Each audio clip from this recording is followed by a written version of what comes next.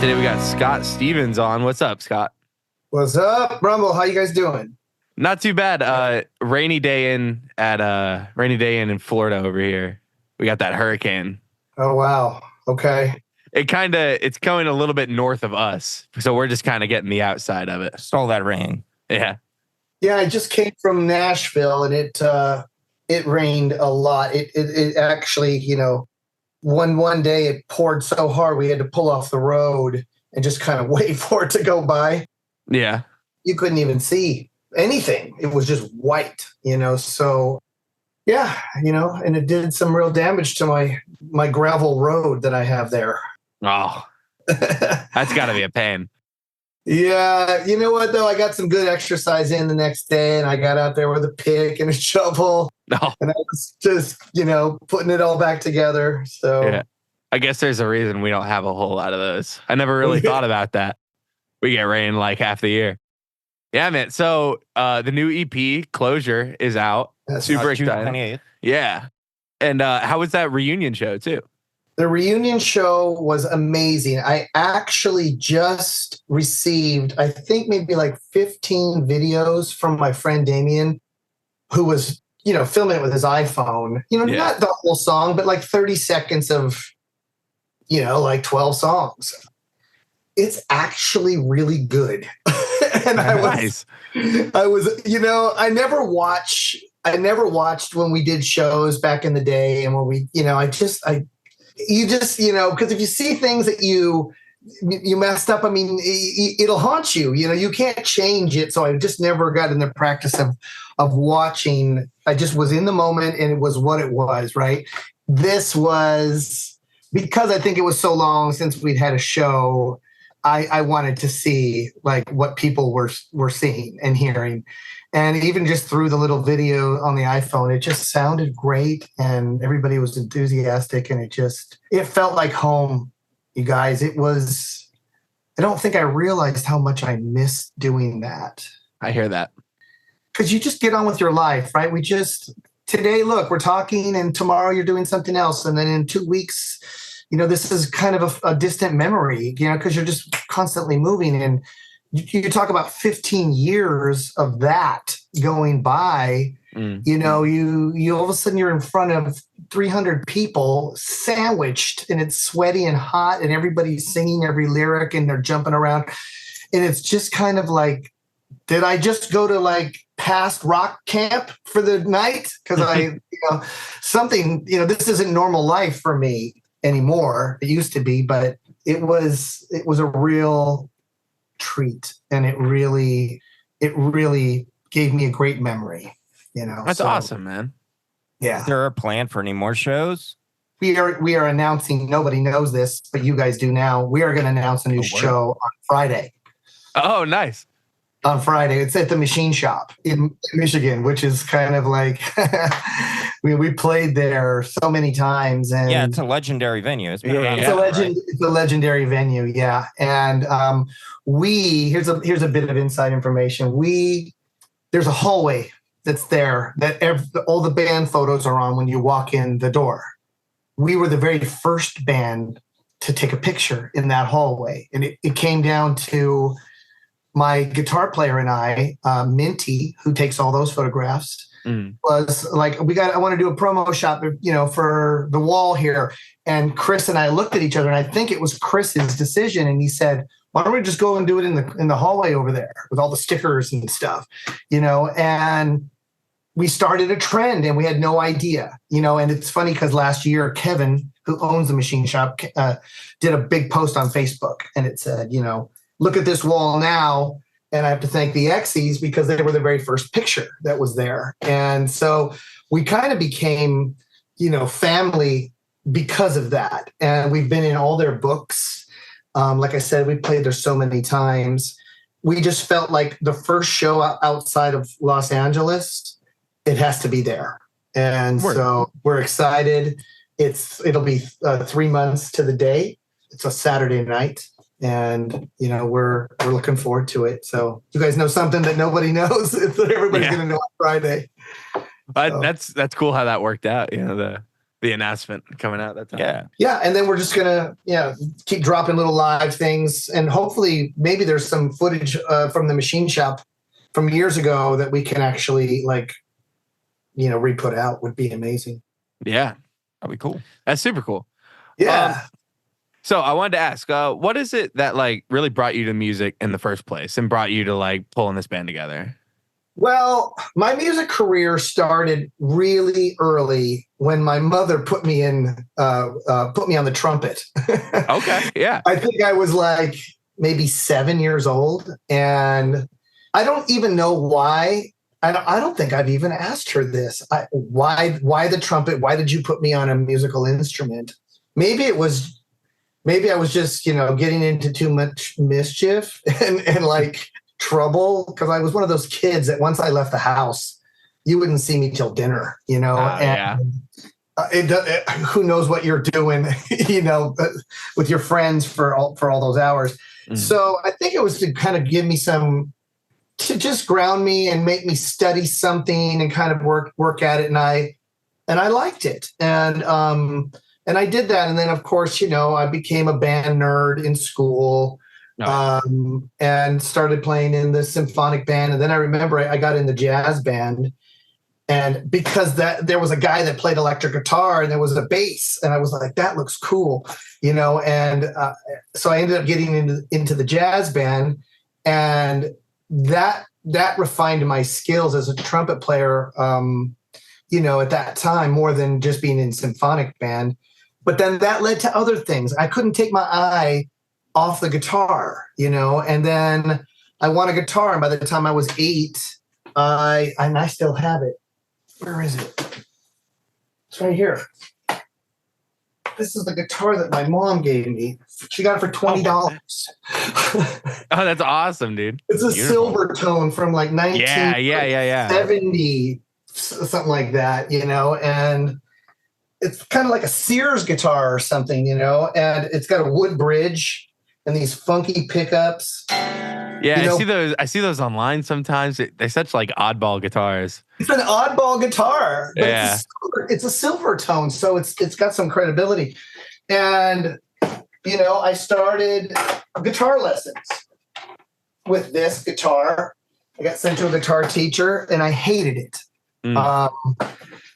She wanted to teach me songs like Mary Had a Little Lamb and shit like that when we're kids, like when these nursery rhyme things that we all grow up with. And I was like, I want to learn rock, and I quit after 2 weeks. I think it just wasn't for me. And then I put that guitar away for a little while, until I think I was 14.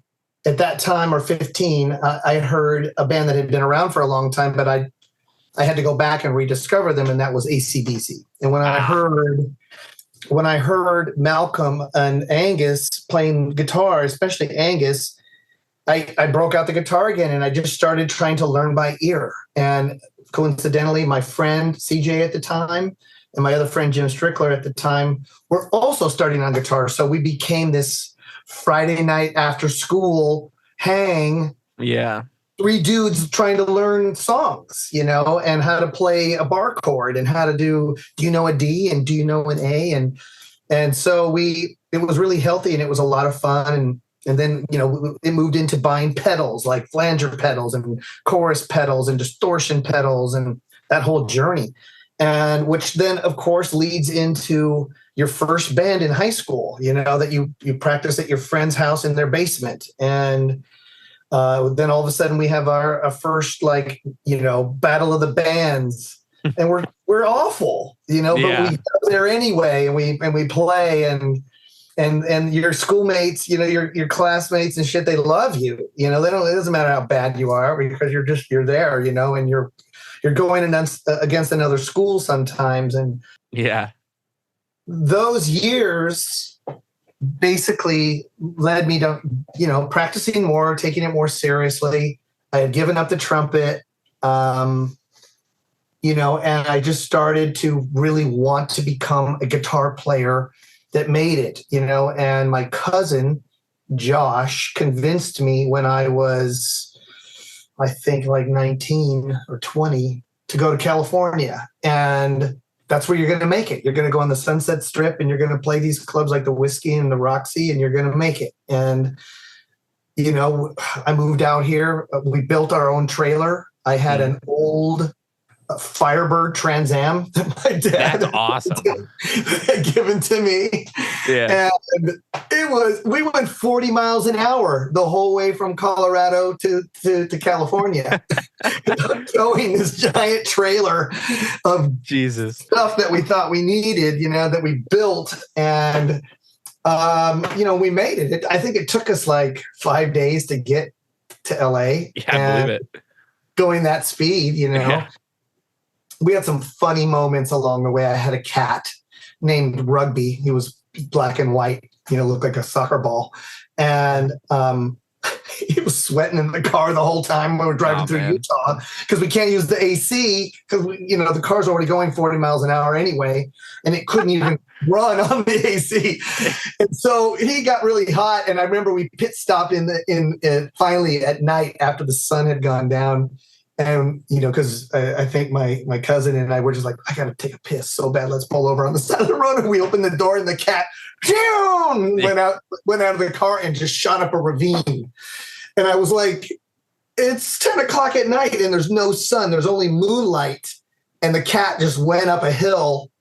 And so what are we going to do? And we started to climb the hill, and we got up to the top, and we were calling for the cat, and to no avail. I couldn't, he wouldn't come. And I just sat there and was like, we're going to have to leave my cat. He's going to get eaten by a coyote out here by morning, And we tried. We stayed out there for like a solid half an hour, 45 minutes trying to find him. We turned around to go down. I was like, I guess that's it. He came running up, meow, and I grabbed him. Oh my God. Walked down the hill, got back in the car, and the rest is history. But Glad that had a happy ending. Yeah, man, it had a happy ending. And so I got to LA and I worked in recording studios. I was a runner. I did not want to become what I've become, which is a producer writer.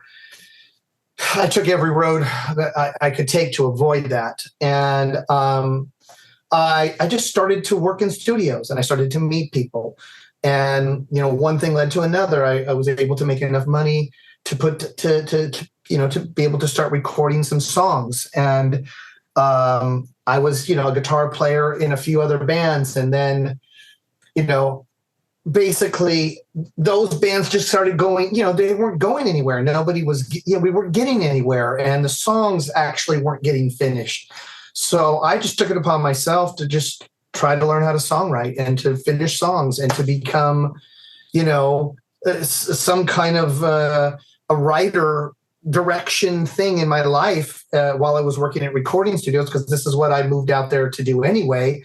And slowly I shifted from wanting to become a guitar player to being the writer and the singer, all by, the fact that I had to out of necessity, because I just couldn't get the guys I was working with to focus enough or have a vision or anything. And so the two guys that other guys that I was playing with in the band were the bass player and the drummer. And I asked them, I said, look, I'm just going to start writing songs, and if you guys want to demo them with me, great. And that turned out to be the first inception of the Exies. And we would, we still were in those other bands, but kind of when the, when the cat's away, the mice will play. Like when the other leaders of the band would go out for the night or go over to their girlfriend's house or whatever, we were there in the rehearsal room bashing it out. Right.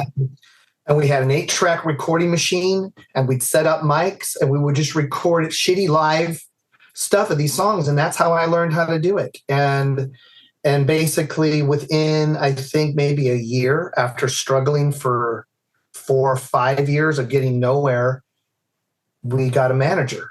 And within a year and a half after that, we got a record deal. And we basically started to tour, and all this all these things started to happen that I wanted to happen, but it was happening differently. It was happening as a singer, guitar player, not a lead guitar player. And we did the cliche of things where, like, if you've ever watched the ZZ Top documentary, which I highly recommend, ZZ Top played for one person. They became one of the biggest bands ever. And like, we were touring on our first EP that was through Ultimatum Records, which doesn't exist anymore.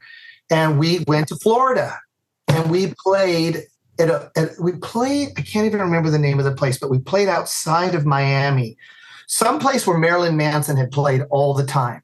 Okay. West Palm Maybe Beach. you guys would, West Palm Beach? Maybe. It's where he would play all the time. And we played and nobody was there other than one guy, the owner and his wife, who were running the bar, and they made us a shepherd's pie. And it was like a Scottish pub. Okay. And then there was a drug bust happening outside. There was a guy getting arrested for crack right outside Florida. The window. Yeah. And the door. And I remember walking in and going, there's nobody here but the people that work here and this person that's getting busted, and there's one fan.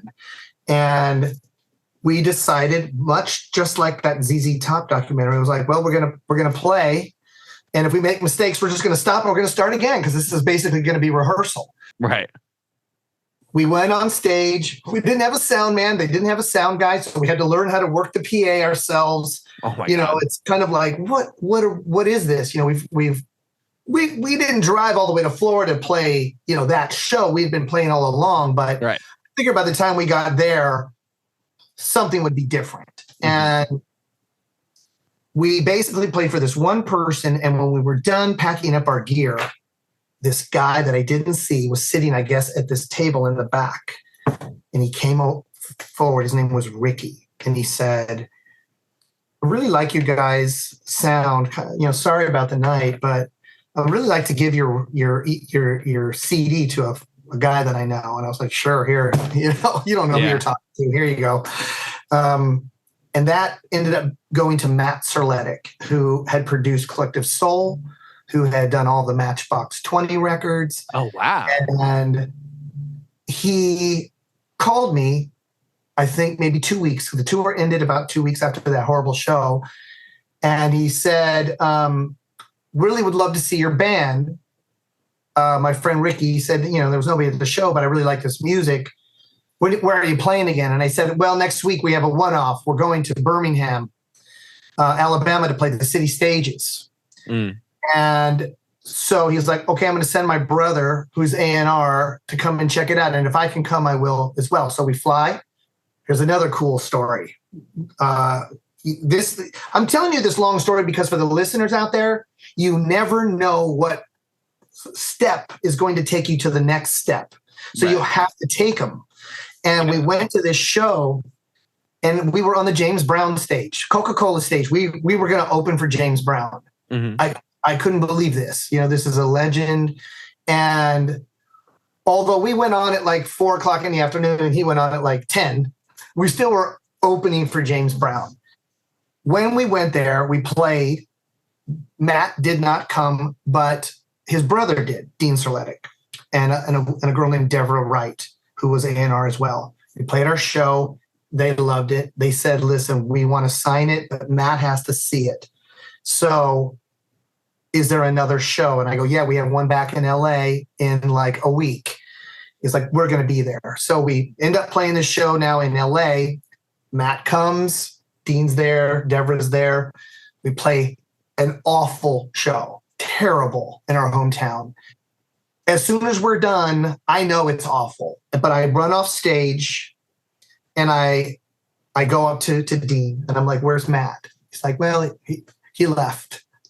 He left the club. And I was like, no. And I ran out the door and I ran up the street and I got in front of him and I said, listen, not trying to be desperate here, but that was our worst show we've ever done. We played better for one person back in Florida. you have got to listen to some of these new songs we have. I guarantee you, if you just give us another chance, it's going to be better. And he said, well, send me the demos, and we'll talk from there. I sent him our brand new song. It was called My Goddess. And that song basically changed my life because he heard it. He got serious. We sent him another 2 songs. And while we were in negotiation for basically signing to his record label, which was called Melisma, and that was an imprint on Arista Records at that time, he got offered the CEO and chairman position for Virgin Records. And he signed that deal and he took us with him. And we became his brand new band. My Goddess had been already recorded. So when the company heard it, and along with a few other ones, everybody flipped out and loved it. And we were on our way. Now we were on a major label. So we started off with all these steps from your high school thing to a road trip from hell to a cat to playing to writing songs yourself when you don't know how, to all these things to get to a major record deal. Yeah, you guys really like you did the rock and roll story, We did the rock and roll story, and we did it for 12 years, and we were on MTV every half an hour, and it was a dream come true.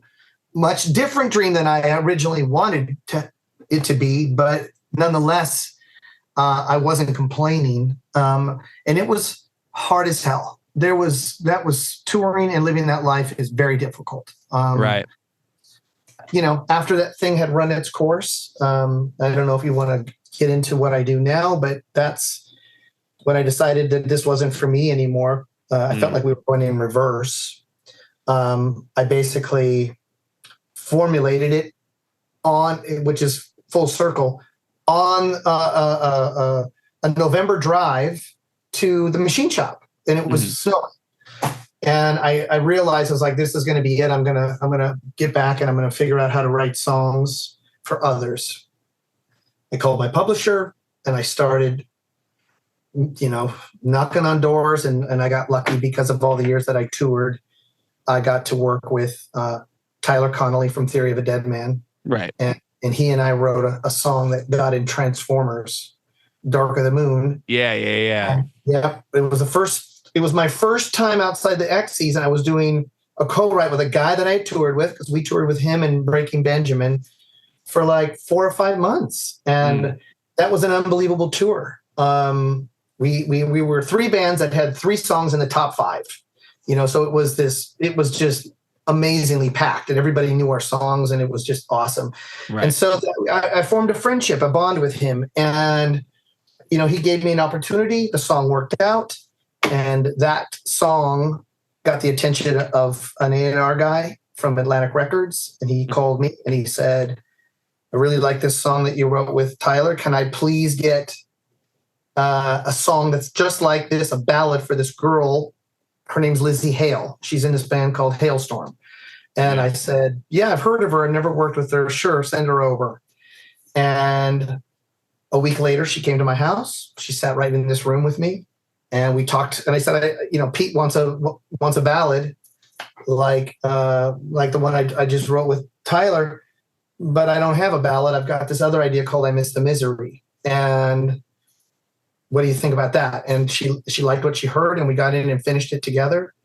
And 400 million streams later, it's their biggest song. So it's like, you never know again where you're going to end up. So without the road and all that time with the Exies, I wouldn't even be here talking to you guys, because that road that I took to become a writer producer with so many of the bands that are out there led me back to playing my own music again because of the pandemic. And I got shut down on that. So like we all did. And I just started to write again, not knowing I was really writing for myself. And then the songs started to reveal themselves to me as that they were Exies songs. So at what point did you really decide you got to make the comeback? I think it was that, dude, like the late part of COVID, when the first songs, two songs kind of showed themselves to me. And there was a song called Sad and then another one called Spirits High. And those were the first two songs that I was like messing around with and going like, why is this happening now? You know, but it's COVID. So nobody's doing anything. We're not going anywhere. I'm not writing with anybody. I guess this is going to be like a hobby.